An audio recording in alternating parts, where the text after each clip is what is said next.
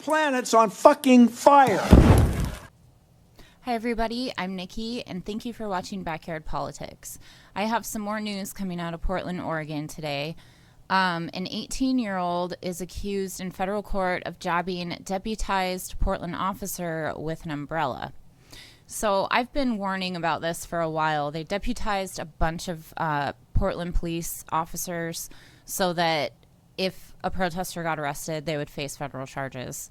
Go back and watch my previous coverage of the Portland protests and what's been going on in this region. But if we go into this article, it says a teenager from Hillsborough is accused of using an umbrella to assault a federally deputized Portland police officer during a protest outside the ICE building in South Portland earlier this month.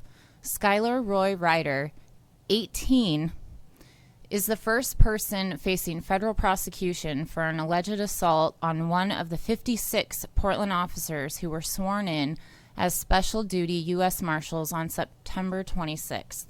So this guy is 18 years old. He's a kid. Also, they deputized 56 Portland cops.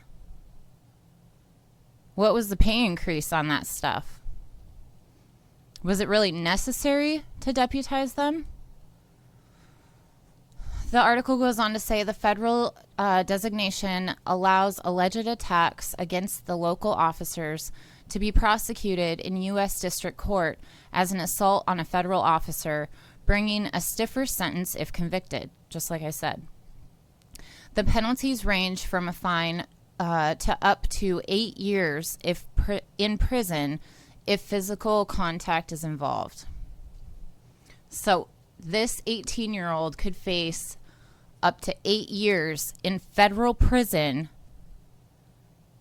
for allegedly assaulting an officer, which I would only assume, I know that's a Class C felony if you assault a peace officer, is what it says in the law, but typically that would be like pled down to a misdemeanor, right? This is up to 8 fucking years in federal prison. Ryder is accused of jabbing the Portland officer, quote, violently in the chest with the pointed end of an umbrella, causing the officer reasonable apprehension of immediate bodily harm, the indictment says. Also, let it be noted that cops always say, I feared for my life when they murder somebody.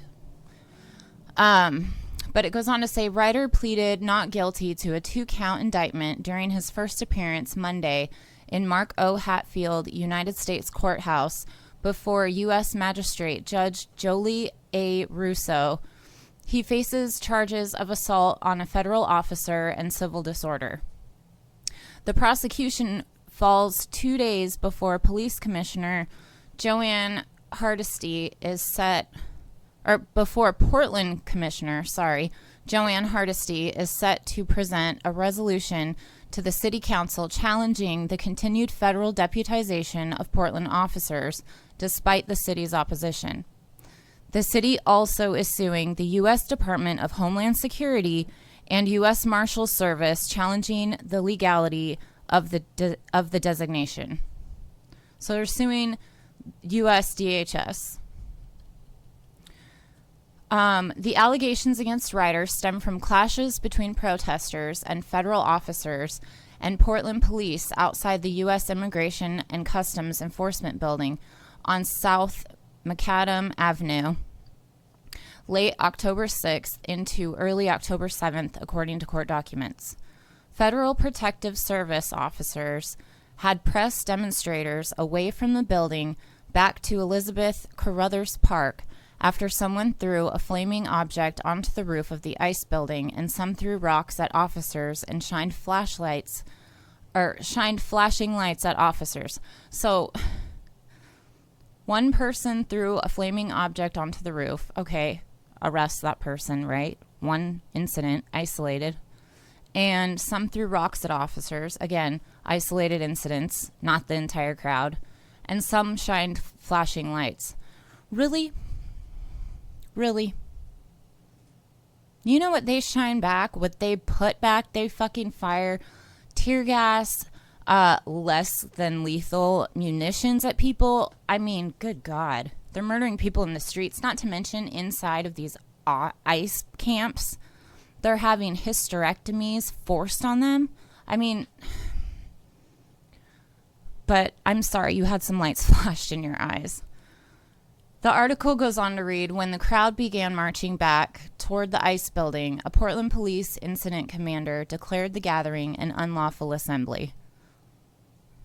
Because they do every night, because then they can inflict force onto the protesters. Prosecutors say Ryder was holding a blue and white umbrella and standing in a line of others who continued to block the street when a Portland officer assigned to the Portland Bureau's Rapid Response Team, remember that, the riot-clad crowd control squads, tried to arrest Ryder on allegations of disorderly conduct and interfering with an officer. So, you know who the Bureau's Rapid Response Team is?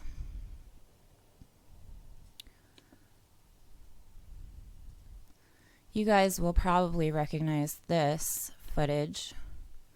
This is the Rapid Response Team. Were you having trouble understanding the instructions to the north, to the west? Do you understand? Fuck up. Is there anything you don't understand? Hey, What's up your ass? who's Are you up? fucking kidding me? Chick, you tell that piece of shit. Hey, get out of here. Watch it. Go. Go. What? Move back. Move back. Move back all the way. Move the way. I'm not your fucking way. Let me show a jail. Get her. Keep going. Keep going. Good.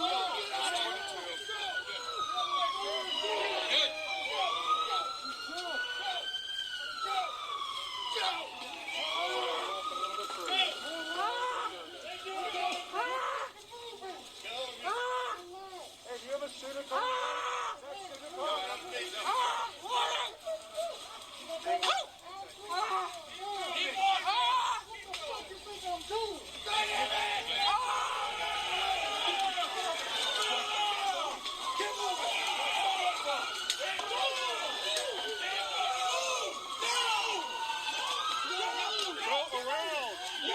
I can't.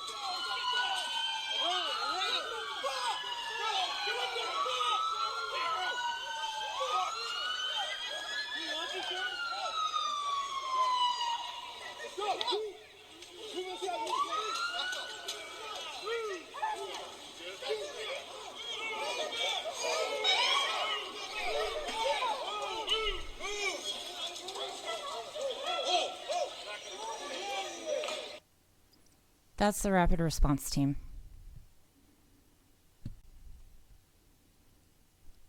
So, the article goes on to say, as the officer approached Ryder to arrest him, Ryder lowered the umbrella with both hands and forcibly jabbed the officer in the chest with the pointed end of the umbrella, according to prosecutors. The force caused the officer to gasp and curl over in pain. Further investigation also revealed that Ryder had thrown a water bottle at Federal Protective Service officers, according to prosecutors. Ryder was arrested after he ran. He initially faced state allegations of assaulting a public safety officer, disorderly conduct, and interfering with an officer, but those were dropped on October 7th after the state didn't proceed with the case, according to Multnomah County Circuit Court records. The state case is still pending review, said Brett Weisberg, spokesperson for the county district attorney's office. So they didn't even prosecute him for that. State court records indicate Ryder has no prior criminal history and was living most recently in a dorm at Portland State University. Ryder remains out of custody with the trial set for December 29th, and you bet you will be finding updated information on this case on this channel, so make sure you subscribe. He declined comment Monday. As conditions of his release pending trial, he's been ordered to not possess any... He's been ordered not to possess any rocks, slingshots, paint-filled balloons, fireworks, laser pointers, bear spray canisters, expandable batons, or incendiary devices, firearms, or body armor in public gatherings. He's also been ordered to follow police demands to disperse when any unlawful gatherings or riots are declared. I wonder if they're making him sign away his First Amendment rights to protest as well, because they've been doing that up in Portland too. Hardesty's resolution seeks to restrict the engagement or interaction of deputized Portland officers with federal law enforcement officers. She also seeks to further reduce the Portland Police Bureau's budget by another $18 million during the fall budget review. Among the cuts is $127,474 for the Bureau's rapid response team of crowd control officers. Remember the rapid response team? During a recent community video conference, Hardesty said she wants to limit the scope of police and that placing the riot officers outside police or federal buildings does nothing to enhance public safety. On Monday, Police Union President Officer Daryl Turner put out a statement urging the mayor and police chief to support the rapid response teams. Remember the rapid response team? The rapid response team officers, arguing that the officers and police supervisors are best qualified to determine police tactics, not politicians. Mayor Ted Wheeler in September barred police from using tear gas, and court orders are in place restricting Portland police officers' use of less lethal impact munitions, such as rubber bullets, marking rounds, and pepper spray. Again, rapid response team officers also have raised concerns to police supervisors that they're being directed to wade into crowds and make arrests during protests on disorderly conduct or interfering allegations that aren't pursued in state court. So, does that sound like fair charges for somebody that was protesting? And honestly, even if you did hit the guy with the umbrella, federal fucking charges for up to 8 years? For an umbrella hitting the guy in the chest that probably caused little to no fucking harm to the guy. He had body armor on. Don't forget that. These aren't just like cops walking around like without any protection. He had fucking body armor on and he got hit in the chest with an umbrella. Okay. And then he had a water bottle. Okay, just remember that. So this is from justice.gov. It says, a PPB officer, this is talking about the case, the same case, a PPB officer assigned to the Rapid Response Team, deputized as a U.S. Marshal to protect federal personnel and property during civil disorder events, observed a subject later identified as Skylar Roy Ryder holding a distinct blue and white umbrella in a line of others blocking the street holding shields. The PPB officer determined there was probable cause to arrest Ryder for disorderly conduct and interfering with a peace officer. Most notably, pay attention to this. The PPB officer assigned to the Rapid Response Team, who was deputized to protect federal personnel and property. What about protecting your fucking citizens? There's people getting gunned down in the streets every single day, and they're out there deputized so nobody can fuck with them, protecting property. Again, that was Rapid Response Team. So this is crimes of violence committed against federal officials and employees. This says assaulting a federal officer or employee, including a federal judge or a member of armed forces, during or an account of the performance of their duties, or someone during or on account of assistance provided such peace officers or employees. Penalties: committed with a dangerous weapon, or if personal injury results, imprisonment for not more than 20 years, resulting in physical contact, or committed with intent to commit another felony, imprisonment for not more than 8 years, otherwise imprisonment for not more than 1 year. So if they consider the umbrella or the water bottle a dangerous weapon, this kid could potentially be seeing imprisonment of not more than 20 years. I don't know that they're going to go that far. It sounds like they're going not more than 8 years. But either way, a water bottle and an umbrella on a fully armed rapid response team unit member.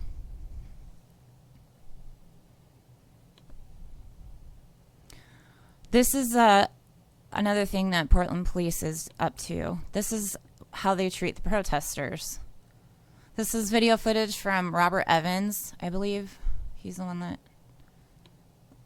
Sorry, Mike Baker. Robert Evans is the one that retweeted it. So this is how Portland Police are also acting.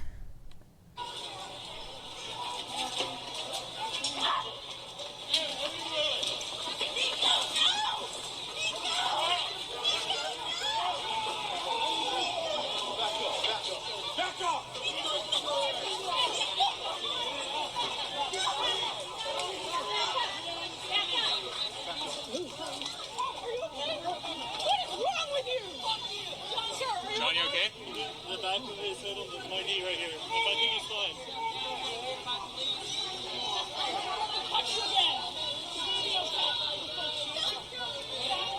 Press. Not only is that man press, he is 73 years old. It says the Portland police knocked John Rudolph to the ground. John is 73 years old. He was a cardiologist for 35 years. And then this Robert Evans is asking, justify this, Ted Wheeler and Kate Brown. People reading, demanding they speak to this. So this guy, and I will relate these in a minute. This is Alan Swinney, okay? He is a Proud Boy. And he was seen and obviously photographed not only holding a pistol at a Black Lives Matter rally up in Portland, but he has the trigger pulled back, aiming it at protesters. He also shot people with paintball guns. So the reason I'm bringing this up is because this is OPB, Oregon Public Broadcast. Portland police say they've been looking for Alan Swinney, who was photographed pulling a gun on anti-fascist protesters in downtown Portland Saturday. Our reports found him leading a rally in front of Gresham City Hall yesterday. This was August 27th. He is in custody now, facing a bunch of charges, and if he is found guilty, he'll never own a gun again, which is legally, which is hilarious to me because that's the whole reason that he was out there, protecting his Second Amendment rights, even though nobody's threatening to take them away. So the only reason I believe that he was actually arrested is because of all of the protesters and activists in Salem, Portland, all of it, calling out where he was. He was hiding out at his girlfriend's house. The cops knew where he was. They didn't do anything for a while, but he is in jail now. This is another way of how the Portland police treat the other side. Funny how PPB is looking for the assailant after he was interviewed by the media and hung out with cops after the event. Hacked two people who identified as journalists, knocking this man down, then kicking him in the face, trying to rip a camera away from another. We spoke to him moments later. How far are people willing to go to defend themselves? You just used your hands just now. You pushed people away. We saw that. Kicked him in the face. And that's what's going to happen. And it's happening quicker than people know. Police say they're investigating the incident. And in between these two groups, They also said they were looking for him. I haven't heard if he's ever been arrested. And then this brings me to this. Disturbing texts between Oregon police and far-right group prompt investigation. I've covered this exact article a couple of different times. Again, go back and watch my previous footage on the Portland protests. But this is Joey Gibson, and I don't think that is, but this is talking about Joey Gibson, who is a I want to get their group right. Patriot Prayer member, I believe. Yes, he's Patriot Prayer, the leader of the Patriot Prayer. He and a Portland police officer were caught texting each other, giving locations, and sorry, my dogs. They were giving each other information, and the cops were trying to keep him out of jail and give him insider info on how to keep him out of jail. So, and this was back in 2017, I believe.